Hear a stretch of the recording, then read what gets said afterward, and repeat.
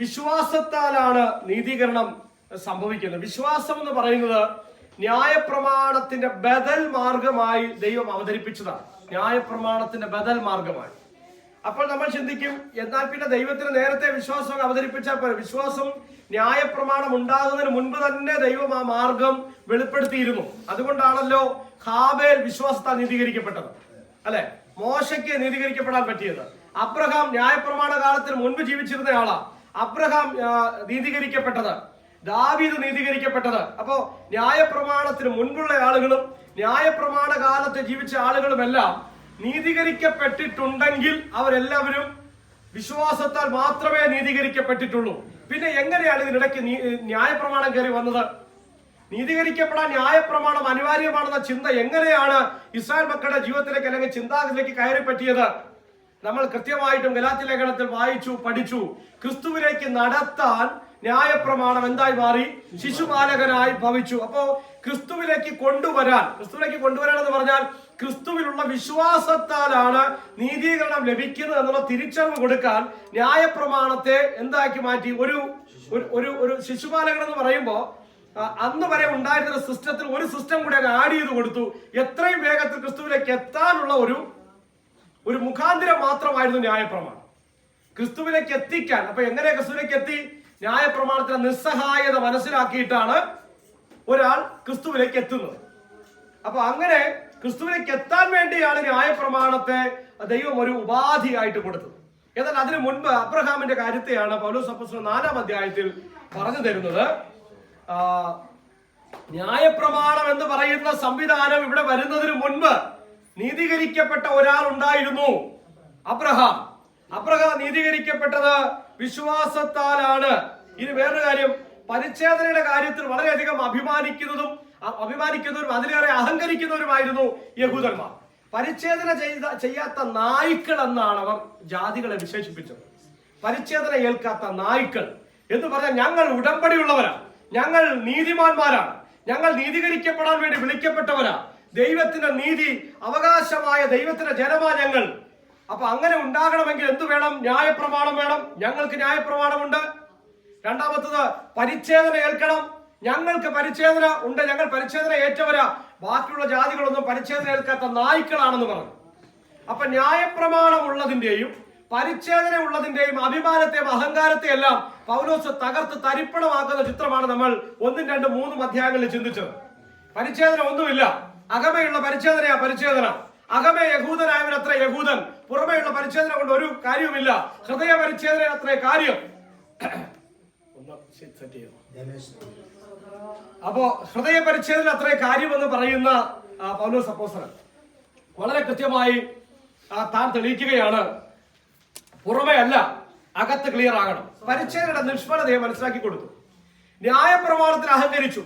ന്യായപ്രമാണത്തിലാണ് ഞങ്ങൾ നീതി നേടുന്നത്. അല്ല, ന്യായപ്രമാണം നിങ്ങളെ കൊല്ലുകയേ ഉള്ളൂ, ന്യായപ്രമാണം നിങ്ങളെ ജീവിക്കാൻ അനുവദിക്കാത്ത പ്രമാണമാണ് എന്ന് സ്ഥാപിച്ച് തെളിയിച്ചുകൊണ്ട് ചിന്തിക്കരുത്. ഞാൻ ഈ പിന്നെ ബാലൻസ് ചെയ്യുന്നത് തിരിഞ്ഞു പോകരുത്. ന്യായപ്രമാണം ദൈവത്തോളം തുല്യമാണ്, പൂർണ്ണമാണ്, പെർഫെക്റ്റ് ആണ്. പക്ഷെ ന്യായപ്രമാണം എന്ത് പറ്റി? എനിക്ക് സഹായമല്ല. എന്നെ നീതീകരിക്കാൻ ന്യായപ്രമാണത്തിന് കഴിയത്തില്ല. കാരണം ന്യായപ്രമാണത്തെ ശിക്ഷിക്കാനേ ഓപ്ഷൻ ഉള്ളൂ, രക്ഷിക്കാൻ അതിനകത്ത് ഒരു സ്പേസ് ഇല്ല. അതുകൊണ്ടാണ് ന്യായപ്രമാണത്തിൽ ആശ്രയിച്ചോ പറഞ്ഞത്, ന്യായപ്രമാണത്തെ അനുസരിക്കുന്നതോറും ഞാൻ കൂടുതൽ പാപിയാകുകയാണ്, ഞാൻ കൂടുതൽ പാപത്തെ അറിയുകയാണ്, കൂടുതൽ പാപത്തിലേക്ക് പോവുകയാണ്, എന്നെ നരകത്തിലേക്ക് ചവിട്ടി താഴ്ത്തിക്കൊണ്ടിരിക്കുകയാണ് ഈ ന്യായപ്രമാണം പിടിച്ചിരിക്കുമ്പോ. അപ്പൊ ഇതിനകത്ത് രക്ഷിക്കാനുള്ള പ്രമാണം എന്തെങ്കിലും ഉണ്ടോ? നമ്മുടെ കർത്താവായ യേശു ക്രിസ്തു മുഖാന്തരം ഞാൻ ദൈവത്തിന് സ്തോത്രം ചെയ്യുന്നു, അല്ലെ? പ്രമാണത്തിന് പുറത്ത് നമ്മളെ കൊണ്ടുവന്നു. അപ്പൊ ഈ പ്രമാണത്തിൽ അപമാനിച്ച യഹൂദന്മാർ ഈ 2 കാര്യം മുൻനിർത്തിക്കൊണ്ടാണ് 4-ാം അധ്യായത്തിൽ പ്രധാനമായും പൗലോസ് അപ്പോസ്തലൻ യഹൂദന്മാരോട് സംസാരിക്കുന്നത്. നിങ്ങൾ ന്യായപ്രമാണത്തിൽ അഭിമാനിക്കുന്നവരാണല്ലോ. ഇവിടെ ഇതാ ന്യായപ്രമാണത്തിന് മുൻപ് ജീവിച്ചിരുന്ന അബ്രഹാം നീതീകരിക്കപ്പെട്ടു. എങ്ങനെയാ? വിശ്വാസത്താൽ. നിങ്ങൾ പരിച്ഛേദനയിൽ അഭിമാനിക്കുന്നുണ്ടല്ലോ. അബ്രഹാം പരിച്ഛേദന ഏൽക്കുന്നതിനും ഒരു 15 വർഷം മുൻപെങ്കിലും വിശ്വാസത്താൽ നീതീകരിക്കപ്പെട്ടു. അപ്പൊ നിങ്ങളുടെ പരിച്ഛേദന എന്താ കാര്യമുള്ളത്? നിങ്ങളുടെ ന്യായപ്രമാണത്തിൽ എന്താ കാര്യമുള്ളത്? വിശ്വാസത്താലാണ് ദൈവം തന്റെ ഭക്തന്മാരെ നീതീകരിക്കുന്നത്. ഇനി നമുക്ക് 4-ാം അധ്യായം തുടക്കം മുതൽ വായിക്കാമോ? 4-5 വാക്യങ്ങൾ. എന്നാൽ നമ്മുടെ പൂർവ്വപിതാവായ അബ്രഹാം ജഡപ്രകാരം എന്ത് പ്രാപിച്ചു എന്ന് പറയേണ്ടു. അബ്രഹാം വിധിക്കപ്പെട്ടു എങ്കിൽ അവനെ പ്രശംസിക്കാൻ സംഗതിയുണ്ട്. ദൈവസന്നിധിയിൽ ഇല്ലതായി തിരുവഴുത്ത് എന്തു പറയുന്നു? അബ്രഹാം ദൈവത്തെ വിശ്വസിച്ചു, അത് അവന് നീതിയായി കണക്കിട്ടു. അബ്രഹാം ദൈവത്തെ വിശ്വസിച്ചു, അത് അവന് നീതിയായി കണക്കിട്ടു. നോക്കിക്കേ, നമ്മൾ ഇത് വളരെ വളരെ നിസ്സാരമായിട്ട് നമുക്ക് ചിലപ്പോൾ തോന്നാം. അത് ഗൗരവത്തിൽ വരുമ്പോൾ അതായത് ധ്യാനം വേണമെന്ന് പറയുന്നു. ആഴത്തിലേക്ക് പോകണമെന്ന് അതുകൊണ്ടാണ്. അബ്രഹാം ദൈവത്തിൽ ഇതിനകത്ത് ഇത്ര കാര്യം ഇരിക്കുന്നത്? ദൈവത്തിൽ വിശ്വസിച്ചു എന്ന് പറയാൻ ഇപ്പൊ ന്യായപ്രമാണ വിശ്വാസം തമ്മിലുള്ള താരതമ്യ പഠനം നടത്തണം. ന്യായപ്രമാണത്തിൽ വിശ്വസിക്കുന്നവൻ തന്നിലാണ് വിശ്വസിക്കുന്നത്. ന്യായപ്രമാണത്തെ വായിക്കുന്നവൻ പറയുന്നത് ഞാൻ അനുസരിക്കുമെന്നാണ്. വിശ്വാസത്തിലേക്ക് വരുന്നവൻ പറയുന്നത് എന്റെ ദൈവം എന്നെ നടത്തുമെന്നാണ്. എന്റെ നീതിമാൻ വിശ്വാസത്താൽ ജീവിക്കും. അപ്പോ അബ്രഹാം ദൈവത്തിൽ വിശ്വസിച്ചു എന്ന് പറഞ്ഞാൽ അവൻ ന്യായപ്രമാണത്തിന്റെ പ്രവൃത്തികളിൽ ആശ്രയിക്കാതെ, പ്രമാണം വന്നില്ലായിരുന്നു, തന്റേതായ അഭിമാനകരമായ പ്രവർത്തികളിലോ പ്രയത്നത്തിലോ ആശ്രയിക്കാതെ, അഭിമാനം കൊള്ളാതെ ദൈവത്തിൽ വിശ്വസിച്ചു. ദൈവം തന്നെ നടത്തുമെന്ന് ഉറച്ചു.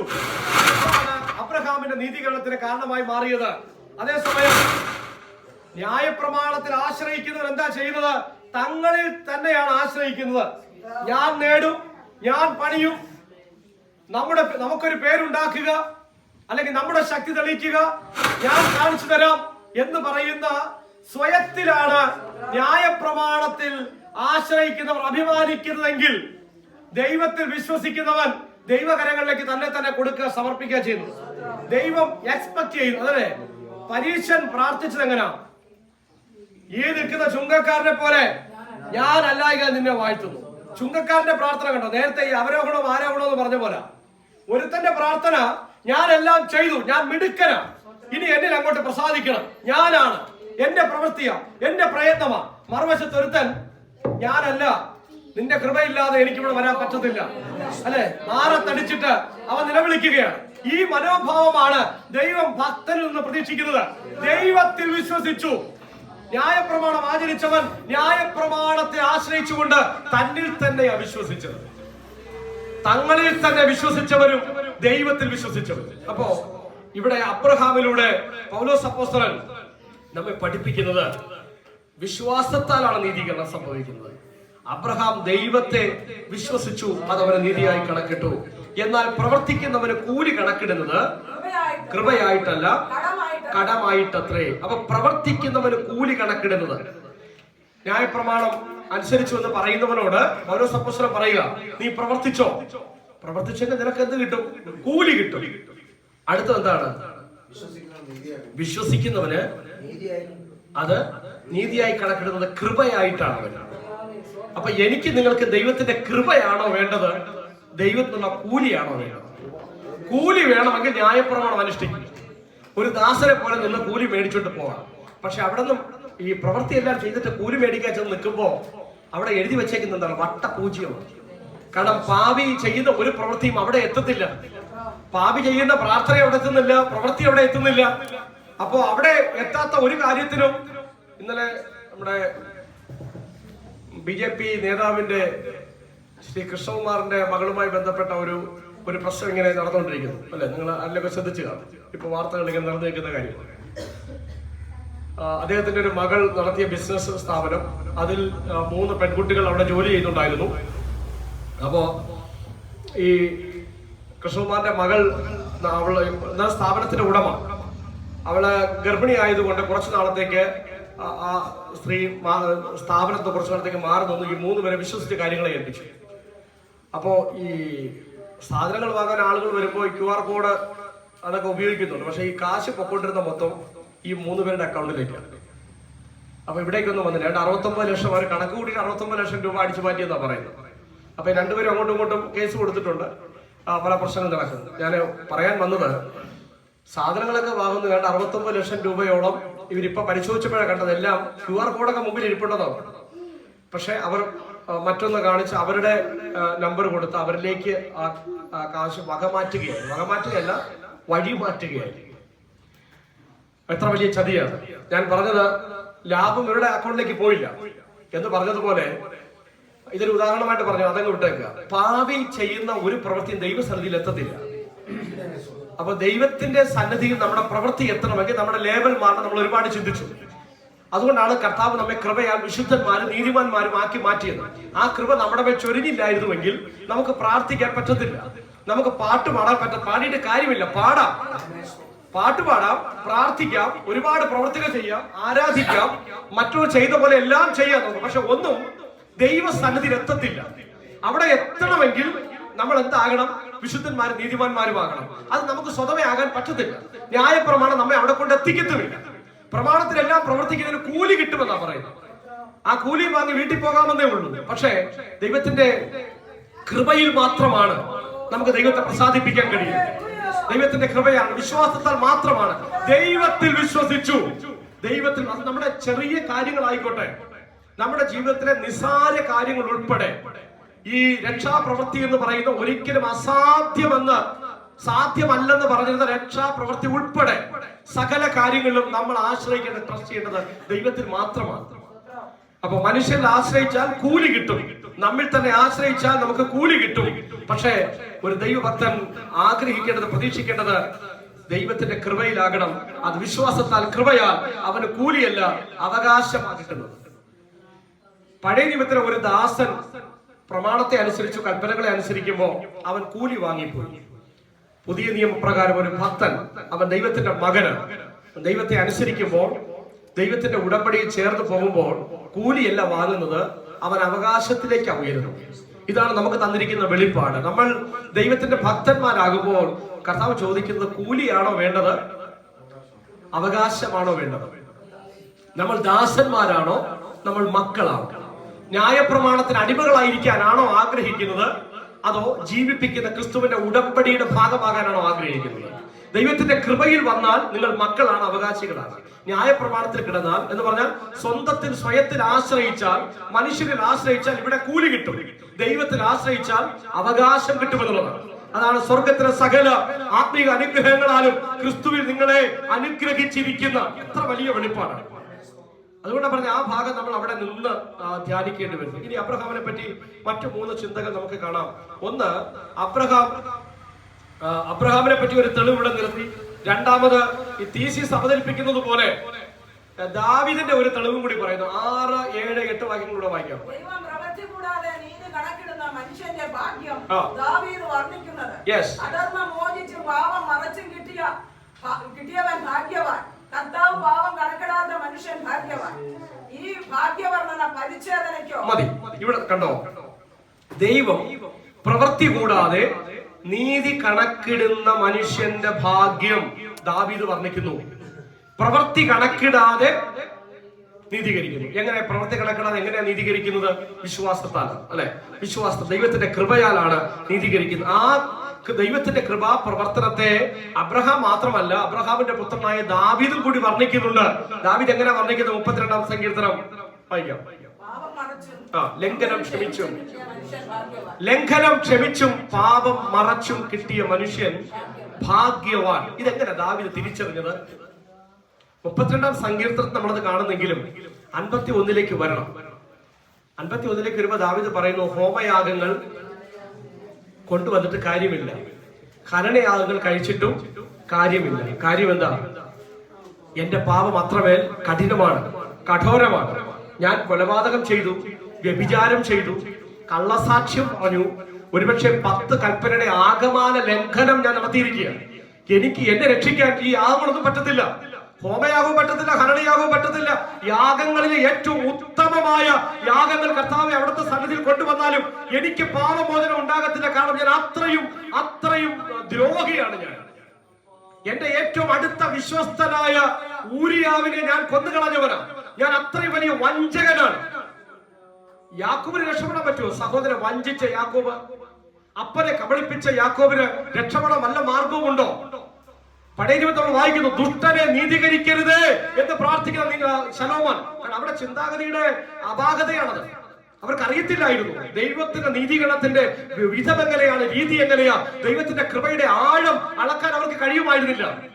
അവർ വിചാരിച്ചത് അവർ ചെയ്യുന്ന അല്പം സ്വല്പം കാര്യങ്ങൾ കൊണ്ട് ദൈവം അവരെ പ്രസാദിക്കുമെന്നാണ്. അല്ല, ദൈവം വെളിപ്പെടുത്തി കൊടുത്തു, മനുഷ്യന്റെ പാപം അങ്ങേയറ്റം കഠിനമാണ്, കഠോരമാണ്. ദൈവത്തിന്റെ നീതിക്ക്, ദൈവത്തിന്റെ ന്യായാധിപൻ എന്ന നിലയിൽ പൊറുക്കാൻ പറ്റാത്തതാണ്. അതുകൊണ്ടാണ് ദാവീദൊക്കെ പ്രാർത്ഥിച്ചത്, നിന്റെ കൃപയുടെ, നിന്റെ കരുണയുടെ അങ്ങേ അറ്റത്തെ കോണിൽ നിന്ന് എന്നെ നോക്കണം. ഹോമയാഗമൊന്നും കൊണ്ടുവന്നിട്ട് കാര്യമില്ല. ഞാൻ ഈ കഠോരമായ പാപം ചെയ്തിട്ട്, ഈ കൊലപാതകവും വ്യഭിചാരവും വഞ്ചനയും ഒക്കെ ചെയ്തിട്ട്, എന്റെ രാജ്യത്തിനു വേണ്ടി നിലകൊണ്ട എന്റെ സൈന്യാധിപനെ കൊലയ്ക്ക് കൊടുത്തിട്ട് ഞാൻ എന്ത് ചെയ്ത് അങ്ങേ പ്രസാദിപ്പിക്കാനാ? അങ്ങക്ക് പ്രസാദിക്കാൻ പറ്റത്തില്ല. അവിടെ ഈ പഴയ നിയമ ഭക്തൻ ചിന്തിക്കുകയാ, നിന്റെ കൃപയുടെ അങ്ങേ അറ്റത്തെ കോണിൽ നിന്ന് നോക്കിയാൽ ചിലപ്പോൾ എനിക്ക് രക്ഷപ്പെടാൻ പറ്റും. അത് മങ്ങിയ വെളിപ്പാടിൽ അവരത് കണ്ടു. ദാവീദ് ദൈവത്തിന്റെ കൃപയിൽ ആശ്രയിക്കുകയാ. ന്യായപ്രമാണം കൊണ്ട് കാര്യമില്ലെന്ന് മനസ്സിലായി, യാഗാർപ്പണങ്ങൾ കൊണ്ട് കാര്യമില്ലെന്ന് മനസ്സിലായി, പരിച്ഛേദന കൊണ്ട് കാര്യമില്ലെന്ന് മനസ്സിലായി, യാതൊരു വിധമായ സ്വന്തം സത്പ്രവൃത്തികളെ കൊണ്ട് കാര്യമില്ലെന്ന് മനസ്സിലായി. ഒരു രാജാവിന്റെ തലത്തിൽ നിന്നുകൊണ്ട് എന്തൊക്കെ ചെയ്താലും ദൈവത്തിന് അത് പ്രസാദകരമാകില്ലെന്ന് തിരിച്ചറിഞ്ഞ ദാവീദ് പറയുന്നു, നിന്റെ കൃപയുടെ ബഹുത്വപ്രകാരം, നിന്റെ കരുണയുടെ ബഹുത്വപ്രകാരം എന്നെ നോക്കണമേ. ദാവീദും വർദ്ധിക്കുകയാണ്. ലംഘനം ക്ഷമിച്ചും പാപം മറച്ചും കിട്ടിയ മനുഷ്യൻ ഭാഗ്യവാൻ. ലംഘനം ക്ഷമിച്ചു കിട്ടിയവൻ. ദാവീദ് രാജാവിന് തന്റെ പണം കൊണ്ടും തന്റെ ശ്രേഷ്ഠത കൊണ്ടും പറ്റുമായിരുന്നെങ്കിൽ മറ്റു വഴി നോക്കുമായിരുന്നു. അത് പറ്റത്തില്ല. വിശ്വാസം, അത് ദാവീദിനാണെങ്കിലും വിശ്വാസം, അബ്രഹാമിനാണെങ്കിലും വിശ്വാസം, അത് ഏത് വലിയ ഭക്തനാണെങ്കിലും വിശ്വാസം കൊണ്ടല്ലാതെ ഒരു വ്യക്തിയെയും ദൈവം നീതീകരിക്കുന്നില്ല. ആർക്കും അഭിമാനിക്കാതിരിക്കാൻ വേണ്ടിയാണ്. ഒരു ജഡവും തന്നിൽ തന്നെ പ്രശംസിക്കാതിരിക്കാൻ വേണ്ടിയാണ്. അപ്പോ ദാവീദിന്റെ തെളിവും നിരത്തി, അബ്രഹാമിന്റെ തെളിവും നിരത്തി. ഇനി അബ്രഹാമിനെ പറ്റി നമ്മൾ വായിച്ചല്ലോ, 4-ാം അധ്യായം 1 മുതൽ 8 വരെയുള്ള വാക്യങ്ങളിൽ വിശ്വാസത്താലുള്ള നീതീകരണത്തെ പറ്റിയാണ് ഊന്നി പറയുന്നത്. ഇനി മുൻപോട്ട് 9 മുതലുള്ള വാക്യങ്ങൾ വായിക്കുമ്പോ ഒന്ന് വായിക്കാം. ഈ ഭാഗ്യവർണ്ണന പരിച്ഛേദനയ്ക്കോ അഗ്രധർമ്മത്തിനും കൂടെയോ അബ്രഹാമിന് വിശ്വാസം നീതിയായി കണക്കിട്ടെന്നല്ലോ നാം പറയുന്നത്. എങ്ങനെ കണക്കിട്ടത്? പരിച്ഛേദനയാലോ അഗ്രധർമ്മത്താലോ? പരിച്ഛേദനയാലല്ല, അഗ്രധർമ്മത്താലത്രേ. അഗ്രധർമ്മത്തിൽ വെച്ചുണ്ടായിരുന്ന വിശ്വാസം നീതിക്ക് മുദ്രയായി പരിച്ഛേദന എന്ന അടയാളം അവന് ലഭിച്ചത് അഗ്രധർമ്മത്തോടെ വിശ്വസിക്കുന്നവർക്കും കൂടെ നീതി കണക്കിടുവാൻ തക്കവണ്ണം താൻ അവർക്ക് എല്ലാവർക്കും പിതാവായി ഇരിക്കേണ്ടതിന് പരിച്ഛേദന മാത്രം ഉള്ളവരല്ല, നമ്മുടെ പിതാവായ അബ്രഹാമിന് അഗ്രധർമ്മത്തിൽ വെച്ച് ഉണ്ടായിരുന്ന വിശ്വാസത്തെ അനുഗമിക്കുന്നവരായ പരിച്ഛേദനക്കാർക്ക് പിതാവായിരിക്കേണ്ടതിന് തന്നെ. അത്ര ക്ലാരിറ്റിയോട് കൂടെയാണ്. ശരിക്കും നമ്മളൊരു ധ്യാനാത്മകമായ ഒരു അന്തരീക്ഷത്തിൽ വന്നാൽ അതൊക്കെ പെട്ടെന്ന് ക്ലിക്കാവും. വെറുതെ വായിച്ചു വിട്ടാൽ നമുക്ക് കിട്ടത്തില്ല. ഇപ്പൊ പറഞ്ഞു കണ്ടോ, യഹൂദന്മാരോട് പറഞ്ഞു കൊടുക്കുക, നിങ്ങൾ പരിച്ഛേദന ഉണ്ടെങ്കിൽ മാത്രമേ നീതീകരിക്കപ്പെടത്തുള്ളൂ എന്നാണല്ലോ പറയുന്നത്. അതാണല്ലോ നിങ്ങളുടെ വ്യാഖ്യാനം. പക്ഷേ അബ്രഹാം നീതീകരിക്കപ്പെട്ടത് എപ്പോഴാ? പരിച്ഛേദന ചെയ്യുന്നതിനും ഏതാണ്ട് 10-15 വർഷം മുൻപാണ്. എന്തുകൊണ്ടാണ്? പരിച്ഛേദന ചെയ്യാതെ തന്നെ അഗ്രചർമ്മിയായിരിക്കുമ്പോൾ തന്നെ അബ്രഹാമിന്റെ വിശ്വാസത്തെ മാനിച്ച് ദൈവം അബ്രഹാമിനെ നീതീകരിച്ചെങ്കിൽ ഈ കാലത്ത് അഗ്രചർമ്മികൾക്ക് വിശ്വാസത്താൽ നീതീകരണം പ്രാപിക്കാൻ കഴിയുമെന്നുള്ള തെളിവായിട്ട് അബ്രഹാമിനെ ചൂണ്ടിക്കാണിക്കുകയാണ്. കാരണം എന്താ? യഹൂദന്മാരെ സംബന്ധിച്ചിടത്തോളം അവർ അബ്രഹാം അല്ലാതെ എന്തു പറഞ്ഞാലും അവരെ അടക്കാൻ പറ്റത്തില്ല. എന്ത് പറഞ്ഞാലും അവർ അഭിമാനിക്കുന്നത് അബ്രഹാം ഞങ്ങൾക്ക് പിതാവായിട്ടുണ്ട്, അബ്രഹാം പരിച്ഛേദന കഴിച്ചു എന്താ പറയുന്നത്. അബ്രഹാമിന്റെ ജീവിതത്തിൽ അഭിമാനിക്കുന്ന, അബ്രഹാമിന്റെ ആ തലമുറയിൽ, ആ വംശാവലിയിൽ അഭിമാനിക്കുന്ന യഹൂദനോട് അബ്രഹാമിനെ ചൂണ്ടിക്കൊണ്ട് പറയുന്നു, നിങ്ങൾ മാത്രമല്ല അബ്രഹാമിന്റെ മക്കൾ, അഗ്രചർമ്മികളായവരും അബ്രഹാമിന്റെ മക്കളാകാൻ വിശ്വാസത്താൽ ദൈവത്തിന്റെ കൃപാദാനത്താൽ നീതീകരണം പ്രാപിക്കുന്നവരായി ദൈവം അഗ്രചർമ്മികളെ മുന്നമേ ഉൾക്കൊണ്ടിരുന്നു.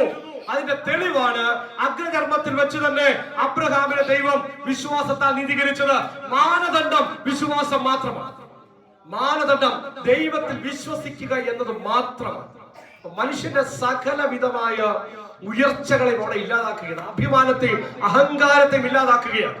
മറ്റു ഭാഗത്ത് കഴിഞ്ഞ ആഴ്ച ഞാൻ വായിച്ചിട്ട് പൂർത്തീകരിക്കാൻ പറ്റാതെ മുമ്പോട്ട് പോയി. സൗജന്യമായ രക്ഷ.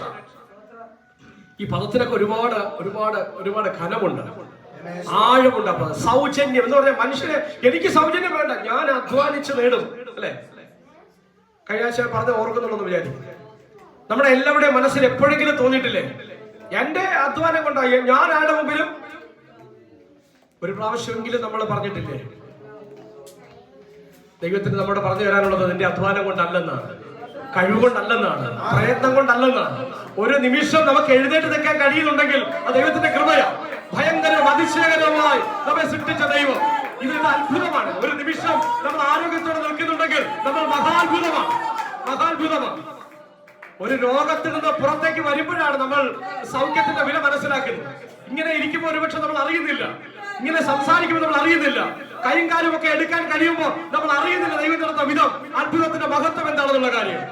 അവിടെ ദൈവത്തിന് പറയാനുള്ളത് സൗജന്യമാണിത്, സൗജന്യമാണ്. ഭൗമികമായ വിഷയങ്ങളെ പറ്റി വ്യാകുലപ്പെടുന്ന മനുഷ്യരോട് കർത്താവ് ചോദിക്കുന്ന വളരെ താത്വികമായ ഒരു ചോദ്യമാണ്.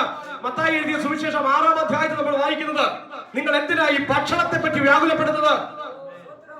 ജീവൻ തന്നവൻ ഞാനല്ലേ? ജീവനേക്കാൾ വലുതാണോ നിങ്ങളുടെ ഒരു നേരത്തെ ഭക്ഷണം? നിങ്ങൾക്ക് ജീവൻ എന്ന് പറയുന്ന മഹാത്ഭുതത്തെ ഉളവാക്കാൻ എനിക്ക് കഴിയുമെങ്കിൽ ഒരു നേരത്തെ ഭക്ഷണമാണോ പ്രയാസം? നിങ്ങൾ എന്തിനാ ഉടുപ്പിനെ ചൊല്ലി വ്യാകുലപ്പെടുന്നത്? ശരീരത്തെ നിർമ്മിച്ചതാരാ?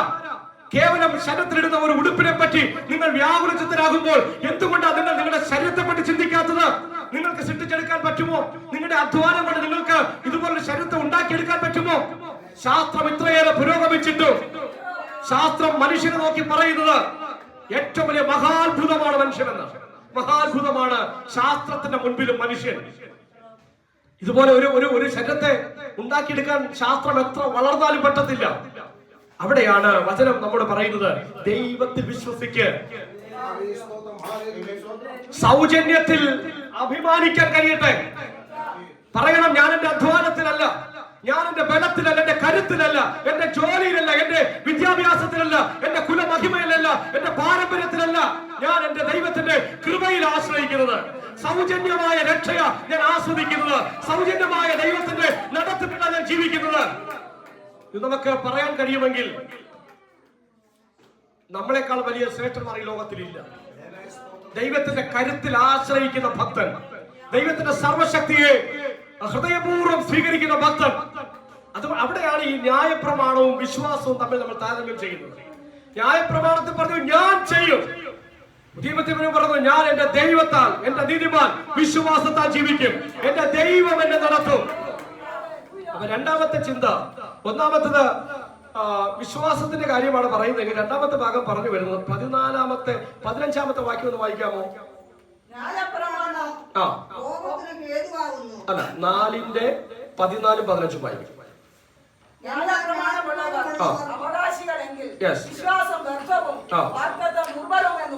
അപ്പോ ന്യായപ്രമാണമുള്ളവർ അവകാശികളായാൽ എന്ത് സംഭവിക്കും? വിശ്വാസം വ്യർത്ഥമായി പോകും, വാഗ്ദത്തം ദുർബലവും എന്ന് വരും. അടുത്തത്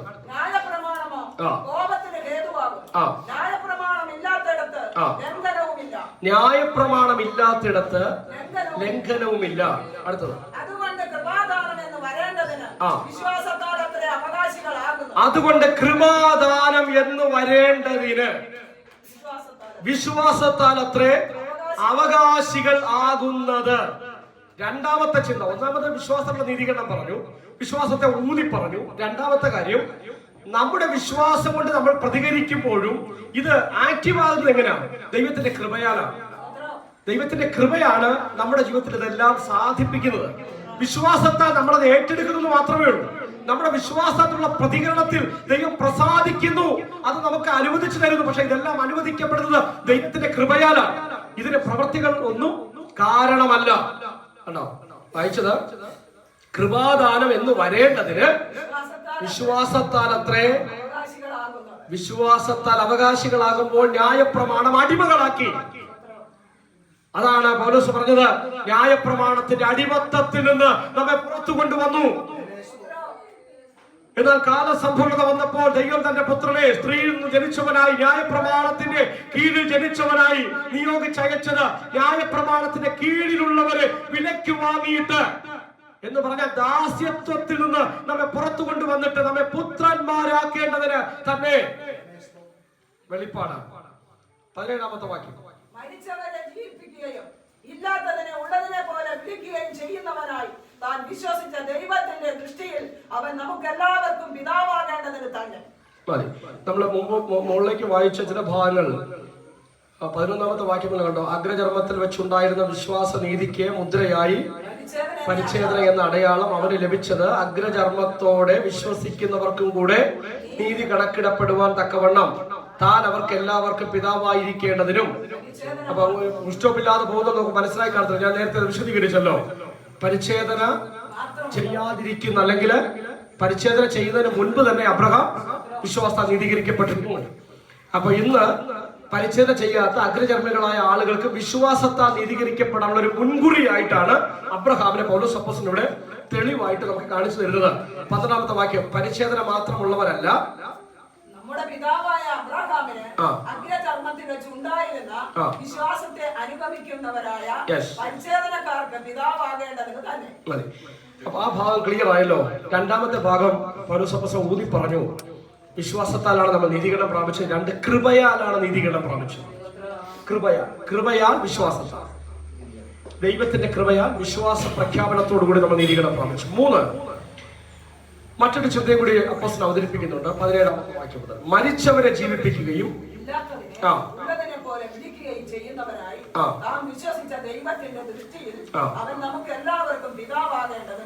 മൂന്നാമത്തെ ചിന്ത പറയുന്നത്, അബ്രഹാം നീതീകരിക്കപ്പെട്ടത് ദൈവത്തിന്റെ പുനരുത്ഥാന ശക്തിയാലാണ്. ദൈവത്തിന്റെ പുനരുത്ഥാന ശക്തിയാലാണ്. 17ാം അധ്യായത്തിലേക്ക് ഒന്ന് പോയാൽ നമുക്കൊന്ന് വായിച്ചിട്ട് വരാം. ഉൽപ്പത്തി പുസ്തകം 17ാം അധ്യായത്തിലേക്ക് ഒന്ന് വരാം.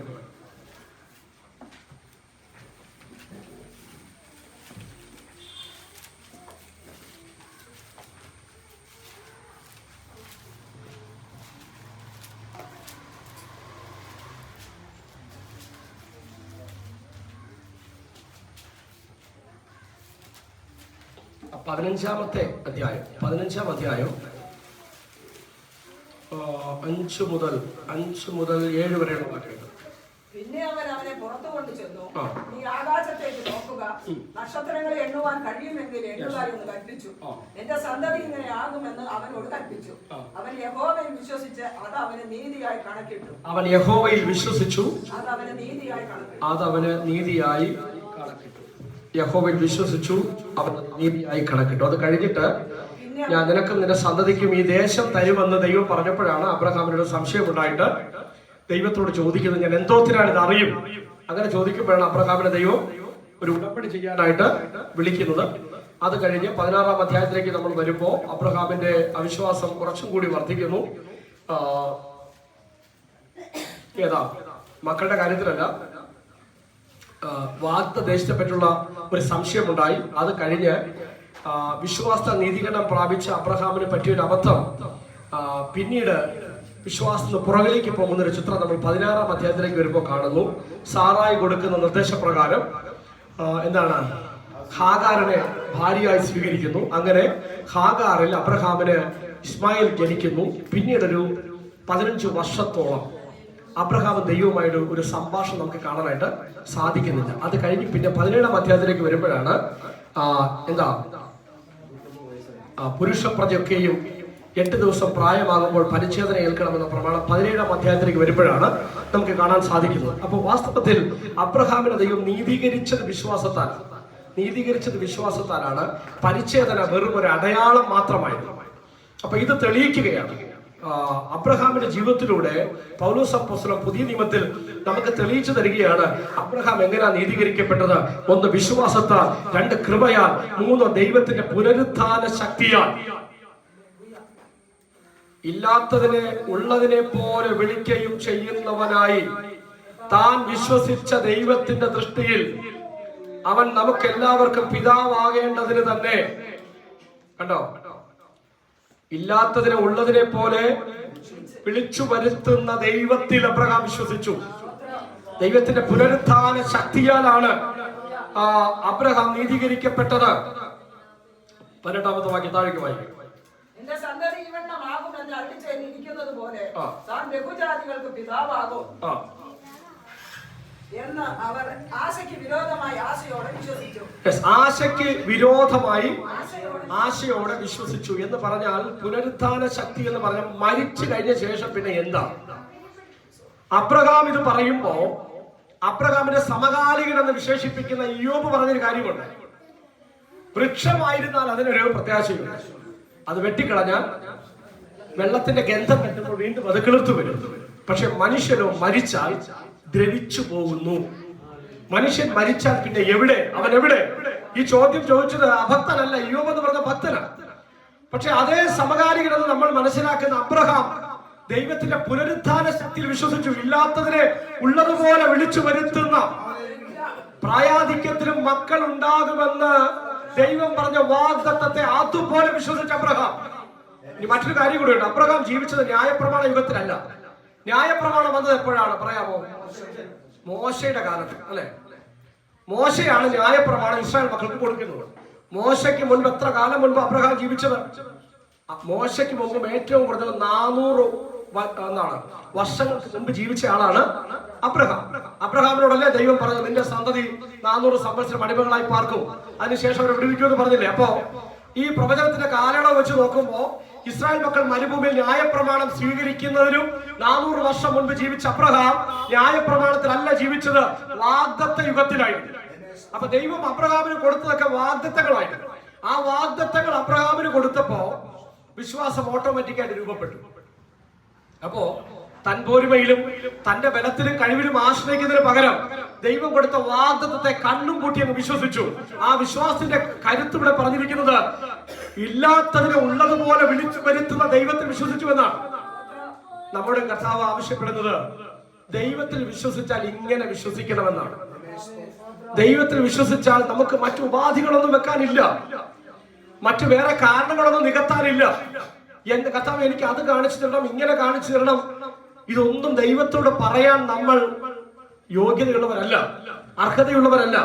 ദൈവത്തെ വിശ്വസിക്കുമ്പോൾ കണ്ണും പൂട്ടിയും വിശ്വസിക്കണമെന്ന് അബ്രഹാം വിശ്വസിച്ചതുപോലെ അബ്രഹാമിന് വിശ്വാസം നീതിയായി കണക്കിട്ടതിന്റെ കാരണമെന്ന് പറയുന്നത് ദൈവത്തോട് ഒരു ചോദ്യം ചോദിക്കാൻ പോയില്ല.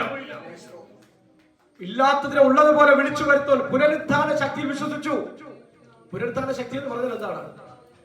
മരിച്ചു പോയത് വീണ്ടും തിരിച്ചു വരുമെന്ന് വിശ്വസിച്ചു. അതാണ് ആ വിശ്വാസമാണ് അബ്രഹാമിനെ കൊണ്ട് ഇസഹാക്കിനെ യാഗമർപ്പിക്കാൻ ഇടയാക്കിയ കാര്യം.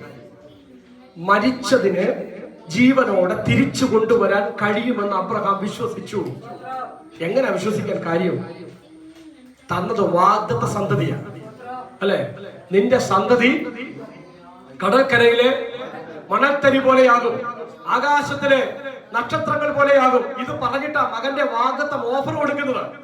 ആ മകനെയാണ് ഇപ്പോൾ യാഗമർപ്പിക്കാൻ പറഞ്ഞത്. അബ്രഹാമിന്റെ വിശ്വാസം എന്റെ ഈ സന്തതിയുടെ സന്തതികൾ എന്നല്ല, നിന്റെ സന്തതി എന്ന് പറഞ്ഞ ഇസഹാക്കിന് വളരെ ഏകവചനത്തിൽ തന്നെ സൂചിപ്പിക്കുകയാണ്. നിന്റെ സന്തതിയിലൂടെ തനിക്ക് കൊടുത്ത ഇസഹാക്കിന് ദൈവത്തിന് തിരിച്ചു കൊടുത്താലും ആ മരണത്തിൽ നിന്ന്, ആ ഇല്ലായ്മയിൽ നിന്ന്, ആ ചാരത്തിൽ നിന്ന് പോലും ദൈവത്തിന് അബ്രഹാമിന് ഇസഹാക്കിനെ തിരിച്ചു കൊടുക്കാൻ കഴിയുമെന്ന് അബ്രഹാം വിശ്വസിച്ചു. അതാണ് അബ്രഹാമിന്റെ വിശ്വാസത്തിന്റെ ശ്രേഷ്ഠത.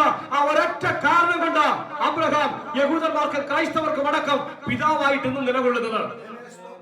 ഇവിടെ നമ്മൾ വായിച്ചില്ലേ, അബ്രഹാം പിതാവായിരിക്കേണ്ടതിന് അഗ്രചർമ്മികൾക്കും പരിച്ഛേദനക്കാർക്കും പിതാവായിരിക്കുവാൻ അബ്രഹാമിനെ ദൈവം നിയോഗിച്ചതിന്റെ ഒറ്റ കാരണം മരിച്ചവരെ പുറത്തു കൊണ്ടുവരാൻ, ഇസഹാക്കിനെ ആ ചാരമായിരിക്കുന്ന അവസ്ഥയിൽ നിന്ന് തനിക്ക് തിരികെ കൊടുക്കാൻ ദൈവത്തിന് കഴിയുമെന്ന് ദൈവത്തിൽ അന്ധമായി അബ്രഹാം വിശ്വസിച്ചു. ഇങ്ങനെ വേണം നമ്മൾ ദൈവത്തിൽ വിശ്വസിക്കാൻ.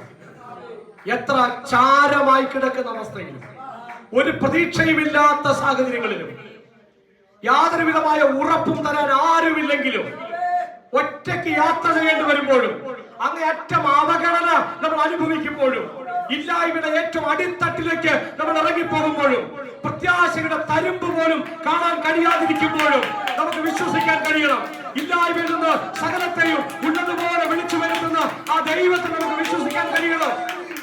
അങ്ങനെ വിശ്വസിച്ച നമ്മുടെ 1-2 തലമുറകൾക്ക് മുമ്പുള്ള പിതാക്കന്മാരാണ് പാടിയത്. കാർമേഘത്തിനുള്ളിലും ഞാൻ, കാർമേഘത്തിനുള്ളിലും ഞാൻ,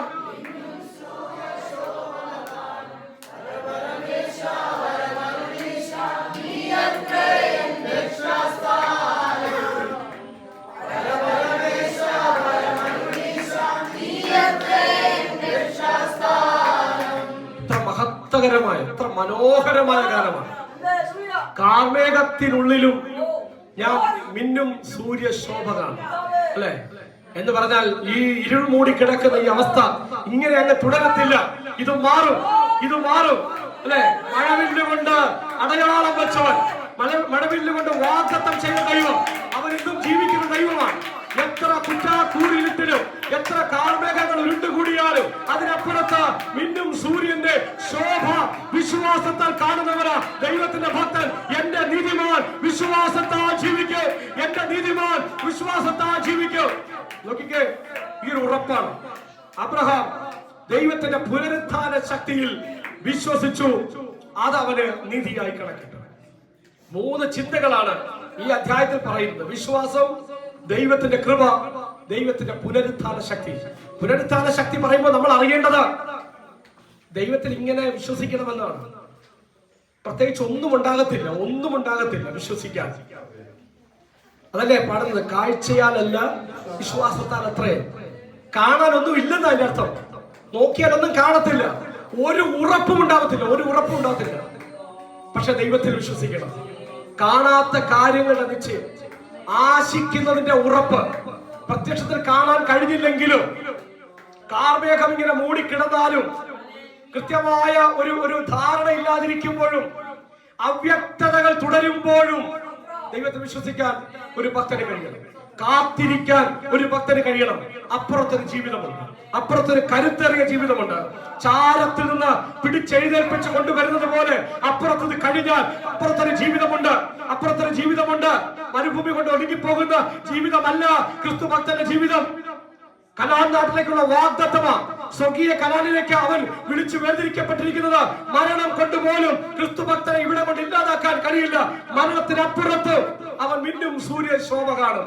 അതാണ് ക്രിസ്തു ഭക്തന്റെ വിശ്വാസത്തിന്റെ ഉറപ്പെന്ന് പറയുന്നത്. ഈ പ്രധാനപ്പെട്ട ചിന്തകളാണ് നമ്മൾ 4-ാം അധ്യായത്തിൽ വായിക്കുന്നത്. അതിന്റെ 3-ാമത്തെ വാക്യം കൂടെ ഒന്ന് വായിക്കാം. 4:3.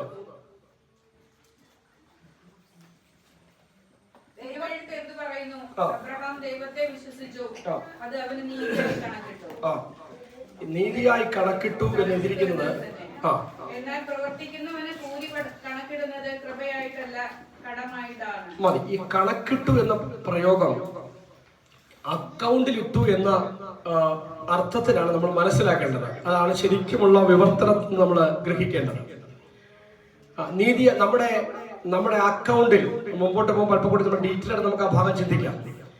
കർത്താവായ യേശുക്രിസ്തുവിന്റെ ക്രൂശു മരണം മൂലം നമ്മുടെ നീതി ദൈവം ക്രിസ്തുവിലൂടെ നമ്മുടെ അക്കൗണ്ടിൽ നിക്ഷേപിച്ചു എന്നാണ്.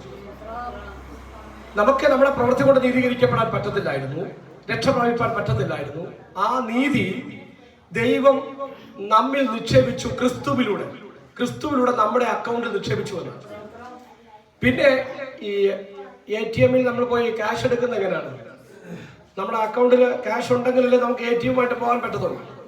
നമ്മൾ അവിടെ ചെന്ന് പിൻ നമ്പർ അടിച്ച്, ATM കാർഡ് ഇട്ട് പിൻ നമ്പർ അടിച്ചിട്ട് നമുക്ക് ആവശ്യമുള്ള പണം ATM-ൽ നിന്ന് എടുക്കുന്നത് പോലെ, അല്ലെങ്കിൽ ബാങ്കിൽ നിന്ന് എഴുതിയെടുക്കുന്നത് പോലെ, ക്രിസ്തുവിൽ ദൈവം കണക്കിട്ട നീതി നമ്മുടെ മേലുണ്ട്. അത് നമുക്ക് പ്രാപിക്കാൻ പറ്റുന്നത് വിശ്വാസത്താൽ. ATM കാർഡിലൂടെ പിൻ നമ്പർ അടിച്ച് നമുക്ക് ആവശ്യമുള്ള പണം സ്വീകരിക്കുന്നത് പോലെ നമുക്ക് ആവശ്യമുള്ളതെല്ലാം ക്രിസ്തയേശുവിൽ ദൈവം തന്നിട്ടുണ്ട്. എല്ലാം ക്രിസ്തയേശുവിലൂടെ നമ്മുടെ അക്കൗണ്ടിൽ ഇട്ടിട്ടുണ്ട്. ജീവനും ഭക്തിക്കും വേണ്ടതെല്ലാം ക്രിസ്തയേശുവിലൂടെ ദൈവം നമുക്ക് തന്നിട്ടുണ്ട്. അതെങ്ങനെയാണ് നമ്മൾ സ്വീകരിക്കേണ്ടത്? വിശ്വാസത്താൽ സ്വീകരിക്കണം. ATM-ൽ നിന്ന് ATM കാർഡിലൂടെ നമ്മുടെ ആവശ്യമുള്ള പണം സ്വീകരിക്കുന്നത് പോലെ വിശ്വാസത്താൽ തന്റെ ഭക്തന്മാർ ദൈവത്തിന്റെ സന്നിധിയിൽ നിന്ന് തങ്ങൾക്ക് ആവശ്യമുള്ളത് നേടിയെടുക്കണമെന്നാണ് ഈ വേദഭാഗത്തിലൂടെ നമ്മൾ അർത്ഥമാക്കേണ്ടത്. മുമ്പോട്ട് വരാം. 5-ാം അധ്യായത്തിലേക്ക് വരാം. 5-ാം അധ്യായം 1-ാമത്തെ വാക്യം. വിശ്വാസത്താൽ നീതീകരിക്കപ്പെട്ടിട്ട് നമ്മുടെ കർത്താവായ യേശുക്രിസ്തുവിലൂടെ നമുക്ക് ദൈവത്തോട് സമാധാനമുണ്ട്. നാം നിൽക്കുന്നത് ഈ കൃപയിലേക്ക് നമുക്ക് അവൻ മൂലം വിശ്വാസത്താൽ പ്രവേശനവും ലഭിച്ചിരിക്കുന്നു. നാം ദൈവ തേജസ്സിന്റെ പ്രത്യാശയിൽ പ്രശംസിക്കുന്നു. അത് തന്നെ അല്ല കഷ്ടത സഹിഷ്ണുതയും